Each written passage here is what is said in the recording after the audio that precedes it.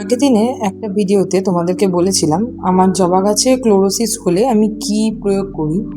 এটা প্রায় প্রত্যেক বাগানিরাই জানে, কিন্তু আজকে বলবো ক্লোরোসিস হয়েছে এইভাবে জবা গাছ দেখলে কি করে বুঝবে।